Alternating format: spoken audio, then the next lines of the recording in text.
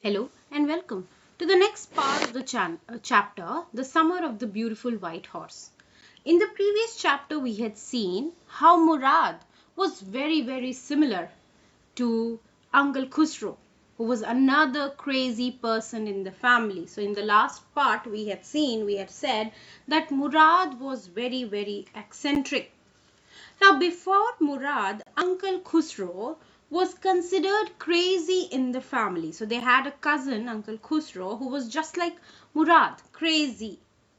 Khusro was an enormous man who had a powerful head of black hair and the largest moustache in the entire valley. Murad was considered a crazy boy, though his father Zohrab was a practical man without having any crazy streak. Okay, so by blood he belonged to his father, but by character he belonged to his uncle Khusro. After enjoying the horse ride together, Murad wanted to ride the horse alone. Murad kicked the horse and it started running. After 5 minutes, Murad stopped. Now Aram also wanted to ride the horse alone, but Murad was not sure that Aram could ride the horse alone as he did not know how to control a horse. But Aram did not listen to him. He leaped onto the back of the horse and for a moment felt a fear like he had never felt before. He kicked into the muscles of the horse and then it started running. But instead of running across the field, the horse ran to the vineyard and leapt over 7 times before Aram fell. Murad came running because he was worried about the horse. Point to be noted, he was worried about the horse, not his cousin. He wanted to get hold of the horse and take him back before anyone could see him. The horse got lost. Both of them searched for the horse in different directions, but within half an hour, Murad was able to find him.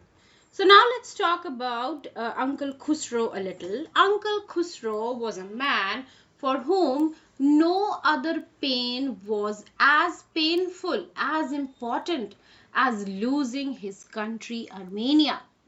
Whenever anybody would come to him with some kind of problem or issue, he would shout at them that it was no deal.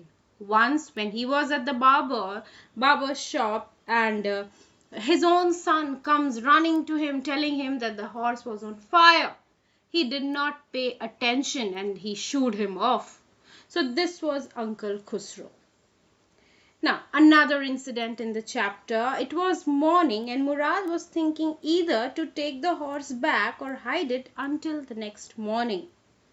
Aram concluded that Murad was going to hide it. He was not in a mood to give it back.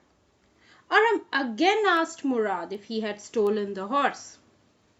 Murad avoided the question. So these are all hints which tell you that actually it was stolen.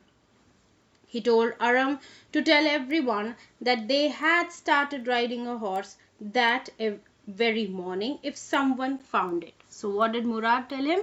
That if anyone found it by chance, just tell them that it was that very morning that they had found the horse. They took the horse to the deserted vineyard of a farmer named Fetzavin and hid it in the barn. Okay, so after they had finished riding the horse and the horse was lost and they found the horse, now it was a moment of discussion where to keep the horse, whether to return it or to hide it. But Aram concluded that Murad was not in a mood to return the horse at all. Okay, and Murad convinced him that if anybody asks you about the horse, just tell them that that very day they had started to ride the horse. Now, the same afternoon, Uncle Khusro came to Aram's house for coffee and cigarettes. Then another visitor arrived. His name was John Biro. Now, who was John Biro? He was the real owner of the horse. He said that his white horse, which was stolen the previous month, was still missing and untraceable. John Byrow also explained that his carriage was no good without a horse, as he had to walk 10 miles to reach there. But as usual, Uncle Khusro shouted at him to be quiet, it is no pain at all. Now, after this incident, Aram went to Murad and informed him about John Byrow's visit. He further informed Murad that he should not return the horse until Aram had finished learning or riding the horse. So now the boys are becoming, especially Aram is becoming a little selfish, that you should not return the horse till I learn how to ride.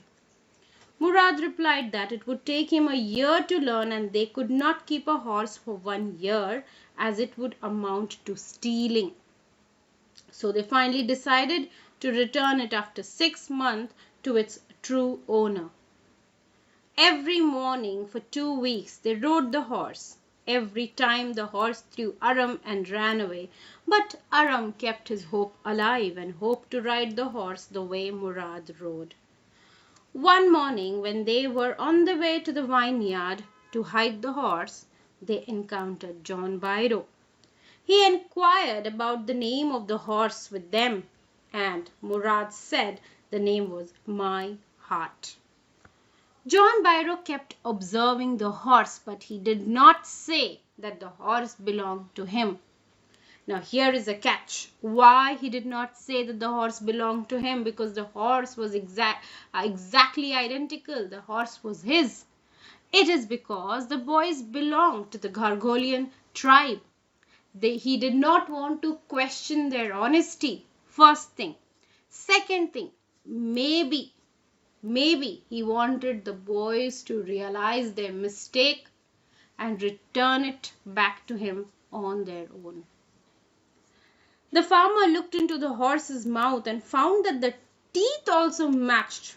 He said that he could swear that the horse was his if he didn't know their parents and the fame of their family for honesty. But the horse appeared to be the twin of his stolen horse. Now, second thing. Why did Murad name the horse My Heart? Because the horse was really close to his heart. That riding a horse was something, his heart's dream forever. Early the following morning, the next day, very next day, the boys regained their conscience. And they were compelled, their inner self compelled them to return the horse. So the boys took the horse to John Byrow's vineyard and left it there. That very afternoon, John Byrow came to the narrator's house. He was very happy and thanked God. Now, why did the boys return the horse the very next day? This is because the boys were now scared that maybe John Byrow would tell others that these boys had a horse. Or the second reason is that the boys felt guilty that even though the horse came face to face with John Byrow, he did not accuse them of stealing. Now, John Byrow told everyone that his horse had become stronger and better tempered. Uncle Khusro again shouted at him to be quiet as his horse had been returned. So I hope you have understood the lesson. Please like, subscribe and do share it. Thank you.